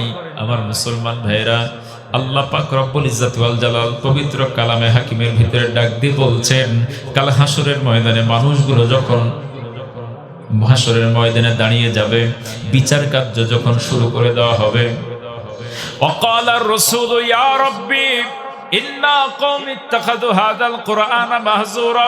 আল্লাহর নবী নিজে কিছু মানুষের বিরুদ্ধে মামলা দায়ের করবেন, নিজে কিছু উম্মতের বিরুদ্ধে মামলা দায়ের করবেন, মামলা দায়ের করে ডাক বলবেন, আল্লাহ গো, এই উম্মতরা শুধু আমার নাম ভাঙায় খেয়েছে, নামের আগে মোহাম্মদ ছিল, পেছনে আলী হোসেন ছিল, মুখে দাড়ি ছিল, জুব্বা ছিল, টুপি ছিল, তারা মসজিদে নামাজ আদায় করেছে, তারা কোরআন তেলাওয়াত করেছে, কিন্তু আল্লাহর জমিনে আল্লাহর দ্বীন বাস্তবায়ন করার জন্য জিন্দেগিতে সংগ্রাম করে নাই, জিন্দেগিতে লড়াই করে নাই, আল্লাহর কোরআনের আইন প্রতিষ্ঠা করার জন্য জিন্দেগিতে সংগ্রাম করে নাই। আল্লাহর রসুল যদি নিজে মামলা দায়ের করে কাল হাসরের ময়দানে, যিনি সাফায়াত না করলে একটা উম্মত জান্নাতের ভিতরে প্রবেশ করতে পারবে না, সে রসুল মামলা দায়ের করলে জান্নাতের ভিতরে প্রবেশ করা সম্ভব নাকি? আমার মুসলমান ভাইয়েরা, গভীর মনোযোগ। আল্লাহর নবীর সাহাবী কাব ইবনে মালিক রাদিয়াল্লাহু তাআলা আনহু বারবার তিনি ঘোরাফেরা করেন, কিন্তু আল্লাহর নবী কথা বলেন না। তার আপন খালাতো ভাই তার কাছে তিনি যখন ঘরের ভিতরে আস্তে করে প্রবেশ করলেন, ডাক দিয়ে বললেন, ভাইজান, আল্লাহর রাসূল আমাদের সম্পর্কে কি সিদ্ধান্ত গ্রহণ করছে একটু জানাবেন কিনা? নিজের আপন খালাতো ভাই কিন্তু একটা বারের জন্য কাব ইবনে মালিকের সঙ্গে কথা বললেন না, দেখাও করলেন না, তিনি মুখ ঘুরাই নিয়ে চলে গেলেন। তাহলে সাহাবীরা রাসূলের কথা মানতেন নাকি মানতেন না? আমার মুসলমান ভাইয়েরা, আল্লাহ রাসূলের সাহাবী কাব ইবনে মালিক রাদিয়াল্লাহু তাআলা আনহু মন ভেঙে গেল। 40 দিন যখন পার হয়ে গেল, আল্লাহর নবী আরো বেশি পানিশমেন্ট দিলেন। আল্লাহর নবী ডাক দিয়ে বললেন, ও সাহাবীরা, আমার এই 3 জন সাহাবীর যদি স্ত্রী থাকে, স্ত্রী আলাদা করে দাও, স্ত্রী তাদের সঙ্গে বসবাস করতে পারবে না। অপরাধটা হলো তারা আল্লাহর জমিনে আল্লাহর দ্বীন বাস্তবায়ন করার জন্য যুদ্ধের ময়দানে যায় না। গভীর মনোযোগ। আল্লাহর নবী আদেশ করে দিলেন, স্ত্রী থেকে তাদেরকে আলাদা করে দাও। কাব ইবনে মালিক রাদিয়াল্লাহু তাআলা আনহু যুবক মানুষ, তার স্ত্রী থেকে আলাদা হয়ে গেলেন, স্ত্রী বাবার বাড়িতে পাঠিয়ে দিলেন। কিন্তু হেলাল ইবনে উমাইয়া রাদিয়াল্লাহু তাআলা আনহু তার স্ত্রী ছিলেন বৃদ্ধ মানুষ। হেলাল ইবনে উমাইয়ার স্ত্রী আল্লাহর রাসূলের কাছে হাজির হয়ে গেলেন, ডাক দিয়ে বললেন, ইয়া রাসূলুল্লাহ, ইয়া হাবিবাল্লাহ, আমার স্বামীর জন্য কোনো খাদেম নাই, কোনো দাসী নাই। আমার স্বামী বৃদ্ধ মানুষ, তাকে যদি পানি না তুলে দেই সে ওযু করতে পারে না, ঠিক মতো নিজের শরীরে নিজে খেয়াল রাখতে পারে না। আমার মুসলমান ভাইরা, একজন বৃদ্ধ মানুষ যুদ্ধের ময়দানে যায় নাই, আল্লাহ রসুলের থেকে রুখসত চাই নাই, এজন্য রসুল তারে পানিশমেন্ট দিয়েছে না দেয় নাই? আজকে তোমার গায়ের ভিতরে শক্তি আছে, তোমার টাকা পয়সা আছে, দেহের ভিতরে শক্তি আছে, সামর্থ্য আছে, কিন্তু ইসলামী আন্দোলন করো না, আল্লাহর জমিনে আল্লাহর দ্বীন বাস্তবায়ন করার চেষ্টাও করো না, শুধুমাত্র তাসবিহ হাতে নিয়ে জান্নাতের আশা করো। কথা বলো ঠিক কিনা? আমার মুসলমান ভাইরা, এই জন্য আল্লাহর জমিনে আল্লাহর দ্বীন বাস্তবায়ন করার জন্য চেষ্টা করার প্রয়োজন আছে না নাই? আল্লাহর জমিনে আল্লাহর দ্বীন চাই না কারা? এই জমিনে কোরআনের ভিতরে যেইভাবে চোরের বিরুদ্ধে কথা আছে, জেনার বিরুদ্ধে কথাই আছে, চুরির বিরুদ্ধে কথা আছে। আমার মুসলমান ভাইরা, আল কোরআনের আইন চাই না তারা, এই সমাজের চোর যারা। আল কোরআনের আইন চাই না তারা, এই সমাজের চান্দাবাজ যারা, ধান্দাবাজ যারা। আল্লাহর আইন চাই না তারা, এই সমাজে জেনাকার যারা। কথা বলো ঠিক কিনা? কারণ তারা ভালো করে জানে, আল্লাহর আইন যদি প্রতিষ্ঠা হয়ে যায়, ইচ্ছা মতো আর জেনাকার বাড়ি করতে পারবো না, ইচ্ছা মতো মাদক খাইতে পারবো না। মাদক খাইলে বেত্রাঘাত আছে না নাই? হেলাল ইবনে উমাইয়ার স্ত্রী এসে ডাক দিয়ে বললেন, ইয়া রাসূলুল্লাহ, ইয়া হাবিবাল্লাহ, আপনি যদি আমারে অনুমতি দিয়ে দেন তাহলে অবশ্যই আমি আমার স্বামীর খেদমত করতে পারতাম, আপনি যদি অনুমতি দেন। আল্লাহর নবী ডাক দিয়ে বললেন, আচ্ছা ঠিক আছে, যেহেতু হেলাল ইবনে উমাইয়া বৃদ্ধ মানুষ, তুমি তার সেবা করতে পারবে, কিন্তু তার কাছে যাওয়া যাবে না। কি করা যাবে না? কাছে যাওয়া যাবে না। হেলাল ইবনে উমাইয়ার স্ত্রী মুস্কি হাসি দিয়ে ডাক দিয়ে বলল, তো কিছুই নাই। কথা বলো ঠিক কিনা মুসলমান? আল্লাহর রাসূল তাদেরকে পানিশমেন্ট দিলেন এইভাবে করে। 40 দিন পার হয়ে গেল, এখনো পর্যন্ত তাদের পানিশমেন্ট থেকে আল্লাহ রাসূল তাদেরকে রুখসত দেন নাই। আমার মুসলমান ভাইরা, 50 দিন যখন পার হয়ে গেল, আল্লাহ পাক রব্বুল ইজ্জতি ওয়াল জালাল তাদের সম্পর্কে কোরআনের আয়াত নাযিল করলো। বলে সুবহানাল্লাহ, আল্লাহু আকবার। 50 দিন পরে যুদ্ধের ময়দানে না যাওয়ার কারণে আল্লাহ রাসূল তাদেরকে পানিশমেন্ট দিলেন, সমাজ থেকে বয়কট করেছেন। বলে আল্লাহু আকবার। আর মুনাফিকটা যুদ্ধের ময়দানে যায় না। 70 থেকে 80 জন তাবুকের যুদ্ধের ময়দানে তারা যায় নাই, কিন্তু তারা নামাজ পড়ে। আমার মুসলমান ভাইরা, আল্লাহ পাক ডাক দিয়ে বললেন, ইন্নাল মুনাফিকিনা ফিদ দারকিল আসফালি মিনান নার। মুনাফিক থাকবে জাহান্নামের একদম অতল গহ্বরে। মুনাফিকের সর্দারের নাম কি? আমিরুল মুনাফিকিন আব্দুল্লাহ ইবনে উবাই ইবনে সুলুল, আমিরুল মুনাফিকিন। আমার মুসলমান ভাইরা, যুদ্ধের ময়দানে তো যায় নাই, বরং উহুদের ময়দান থেকে 300 জন সাহাবীলে পলায় চলে আসে। আমার মুসলমান ভাইরা, গভীর মনোযোগ। মুনাফিক সর্দার আব্দুল্লাহ ইবনে উবাই যখন মারা গেলেন, আল্লাহর নবীর কাছে তার সন্তান আবদার করে বসলেন, ইয়া রাসূলুল্লাহ, ইয়া হাবিবাল্লাহ, আমার বাবা ইন্তিকাল করেছেন, আপনার কাছে একটা আবদার করেছেন, আপনি যেন নিজে গিয়ে আমার বাবার জানাজাটা পড়াই দেন। মুনাফিক সর্দার আব্দুল্লাহ ইবনে উবাই আল্লাহ রসুলের সাথে দাওয়াত খাইতে যাইতেন, রসুলের পিছে নামাজ আদায় করতেন মসজিদে নববীর ভেতরে। আল্লাহ রসুলের মতো টুপি ছিল, পাগড়ি ছিল, জুব্বা ছিল, সব কিছু ঠিক ছিল, কিন্তু আল্লাহর জমিনে আল্লাহর কোরআন দিয়ে শাসন ব্যবস্থা কায়েম হোক এই মুনাফিক চাই না। নবী নেতৃত্ব দিক এই মুনাফিক চাই না। তার মানে হলো মসজিদের ভিতরে একটা নেতা মানে বাইরে এসে আরেকটা নেতা মানে, এই হলো টাটকা মুনাফিক। কথা বলো ঠিক কিনা? অতএব মসজিদের ভিতরে যিনি নেতা হবেন বাইরেও তিনি নেতা হবেন। ফালা ওয়া রাব্বিকা লা ইউমিনুনা হাত্তা ইউহাক্কিমুকা ফীমা শাজারা বাইনাহুম সুম্মা লা ইয়াজিদু ফী আনফুসিহিম হারাজাম মিম্মা কাদাইতা ওয়া ইউসাল্লিমু তাসলিমা।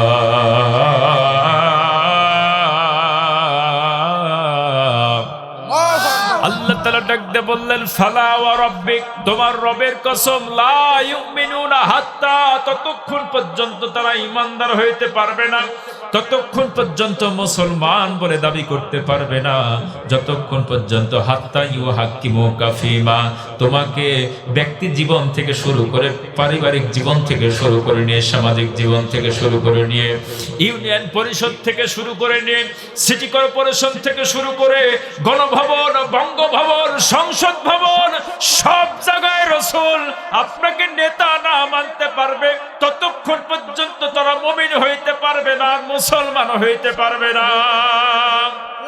লাকাদ কানা লাকুম ফি রাসূলিল্লাহি উসওয়াতুন হাসানা লিমান কানা ইয়ারজুল্লাহা ওয়াল ইয়াওমাল আখিরা ওয়া যাকারাল্লাহা কাসীরা।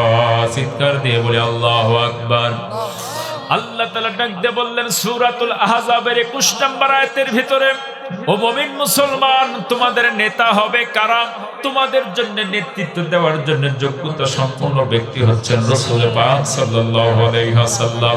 পৃথিবীর কোন নেতার আদর্শ তোমাদের গ্রহণ করার প্রয়োজন নাই, একমাত্র আদর্শ হচ্ছে নবী মুহাম্মদুর রাসূলুল্লাহ। আল্লাহু আকবার। আমার মুসলমান ভাইয়েরা, আজকের সমাজে রাসূলের সঙ্গে যেই নেতার মিল পাওয়া যায় সেই নেতাকে মুসলমান গ্রহণ করবে, যেই নেতার সঙ্গে রাসূলের মিল পাওয়া যায় না সেই নেতাকে মুসলমান গ্রহণ করতে পারে না। আমার মুসলমান ভাইরা গভীর মনোযোগ। মসজিদের ভিতরে, মসজিদে নববীর ভিতরে একটা নেতা, বাইরে এসে আরেকটা নেতা আল্লাহ রসুলের পিছে নামাজ পড়ে আর বাইরে নেতৃত্ব অর্জন করে আবু জেহেলের। আমার মুসলমান ভাইরা, আব্দুল্লাহ ইবনে উবাই যখন মারা গেল, আল্লাহ রসুলকে ডাক দিয়ে বললেন, নবীজি আপনি আমার বাবার জানাজাটা পড়াবেন। শুধু তাই নয়, জানাজা পড়াবার পূর্ব মুহূর্তে আপনার গায়ের একটা জুব্বা মোবারক আপনি আমার বাবার কাফনের জন্য দান করবেন। আমার মনে হয় আমার বাবার গায়ের ভিতরে যদি আপনার জুব্বা যদি পরিধান হিসেবে থাকে, কাফনের কাফন স্বরূপ থাকে, আমার বাবার কবরের ভিতরে জিন্দেগিতে কবরের আযাব হবে না। আল্লাহর রাসূল ফাবিমা রাহমাতিম মিনাল্লাহ, আল্লাহর রাসূলকে আল্লাহ পাক প্রেরণ করেছেন। রাসূলের মনটা এত নরম, এত নরম, রাসূল সব কিছু ভুলে গিয়ে উম্মতকে maaf করে দেন। ওয়া মা আরসালনাকা ইল্লা রাহমাতাল লিল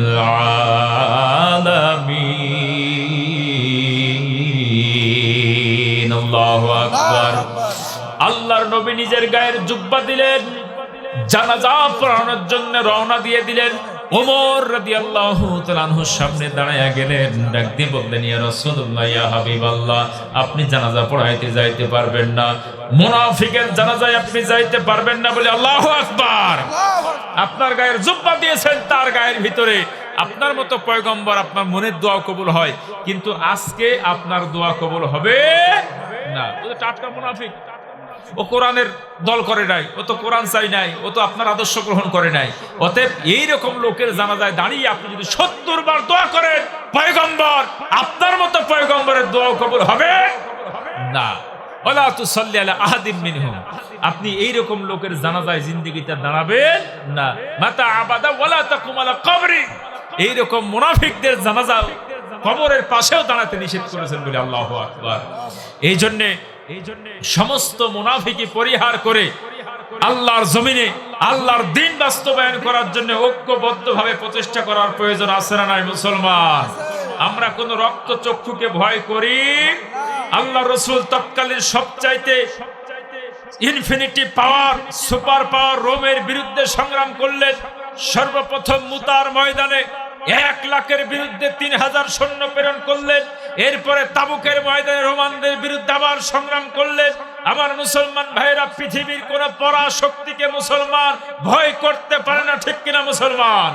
অতএব আমরা হিন্দুস্তানকে বলে দিতে চাই, যদি বাংলার সবুজ ভূখণ্ডে তোমরা হাত লাগাও, যদি বাংলার মুসলমানের রক্ত নিয়ে হোলি খেলতে চাও, এই বাংলার জমিন থেকে হুঙ্কার তোলা হবে, হিন্দুস্তানকে টুকরা টুকরা করা হবে, ঠিক কিনা?